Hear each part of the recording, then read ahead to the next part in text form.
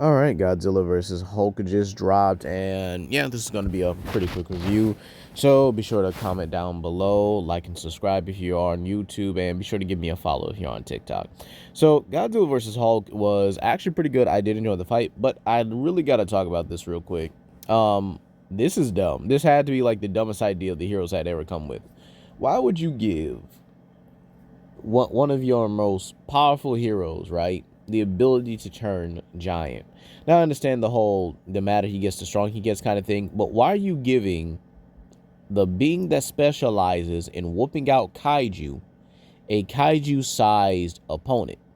And again, I'm not saying that the fight was horrible or anything. I just think the logic behind it from the heroes just kind of looked dumb. Like, I know Reed Richards and Black Panther and whoever was else there, Ant-Man as well, did not just come up with the idea, hey, let's make a giant monster to battle against a guy who specializes in giant monster fighting. But, you know, it is what it is. But again, with the entire fight here, I actually did like it because it kind of showed Godzilla's overall combat intelligence. And with this being Showa Godzilla, this was actually going to be like very bad anyway for the Hulk, considering the fact that Showa is actually noted to be a very skilled martial artist, and the fact that, you know, he's quite adaptable in tough situations. And I did like the fact that the axe did not go all the way through his spine, which is quite ridiculous. But again, the fact that he then grabs Hulk and does an ankle twist, which again actually shows the fighting skill he has, and then he pulls a freaking Ghidorah and literally bites down on him and utilizes his atomic breath. I know that took out Hulk, because again, that was painful. That looks painful. I mean, just imagine all that atomic energy shooting through it. Now you might say, wait, shouldn't Hulk absorb this? Well, I mean, kinda. But again, we know that this doesn't seem to be guaranteed for a lot of energy absorbers. For example, Space Godzilla can absorb energy, but yet Ghidorah was able to bite down on him and use his gravity beams inside of him, which literally made this man buckle in pain. So very clear that even energy absorbers aren't really going to be safe from Godzilla here. And I actually do love the fact that he just throws the axe out and just like get this crap out of here. And then he wins the battle. I mean, I'm not mad at this, but again, I just kind of find it illogical. But I did kind of expect this, especially with the Godzilla versus Hulk comic, where Hedorah was kind of like the measurement for it. I mean, you had the fact that Hulk couldn't do anything to Hedorah with his own powers and abilities. And keep in mind, this is meant to be like when Hulk was first hunted by General Ross and stuff like that. So obviously, like in the, what was it, 1973, if I believe. And again, Hulk's overpowered healing factor here, which is pretty important, did not heal him immediately when his arm was burned by Hedorah's acidic touch, which again is important because even Godzilla was vulnerable to Hedorah's acidic touch, which is why it took an amped Godzilla, basically Godzilla stacked on with Hulk's power, just to actually be able to fully one-shot and manhandle Hedorah here, which again is actually pretty impressive for Hedorah, because again, it took a double stacked, you know, Godzilla in order to beat him. And again, Hedorah is actually getting a lot more love as the years, so definitely got to give this man a versus battle on my channel, right? Or maybe a survival video, whichever one honestly works. And then we have the fact that Namor, my boy, actually pulls up he with I'm gonna say Hedorah, Ibira, the Horrors of the Deep. And again, love the fact that they did this here. Again, utilizing the show of monsters entirely. Again, I know Space Godzilla is Heisei, but I would love to really see him in here, along with, you know, King Ghidorah again. And I do like the fact that Namor's just like, well, so you just got your, just got whooped, huh? And just like, yeah, unfortunately, right?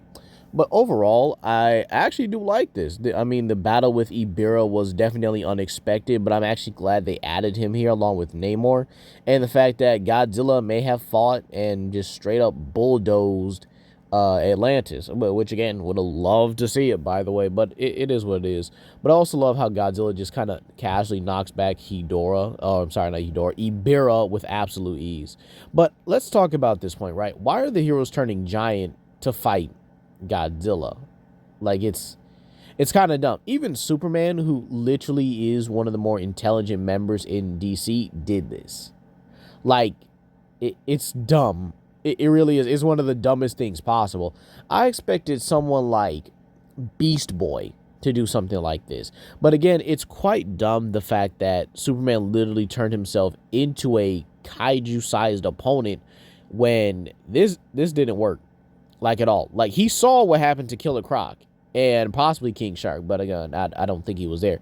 Again, Killer Croc turned kaiju-sized to fight Kong here, and Kong straight up just beat him down. Was actually going to kill this man if it wasn't for Superman and Supergirl stepping in immediately. Like, it's kind of funny because he just straight up beat the mess out of this guy. It was about to just end him, like, right then and there. It was about to be like, all right, time to die, buddy. You had a good run.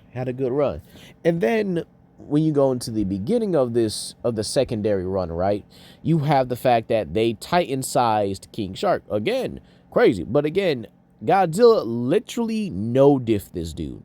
Said, oh, you really gonna bite me? All right, come here real quick. Bam. Power slammed him. Suplexed him. The same way he did to Kong. Absolute disgusting. And again, he was about to kill him with an atomic breath down that big throat of his. No diddy. But then you also had, in the very, very beginning, Atom Smasher. The only one that is reasonable and understandable. If him and Giganta did it, okay, understandable. That's their power set. That's what they got to work with. But what happened? What happened? He got tail whipped and straight up demolished, right?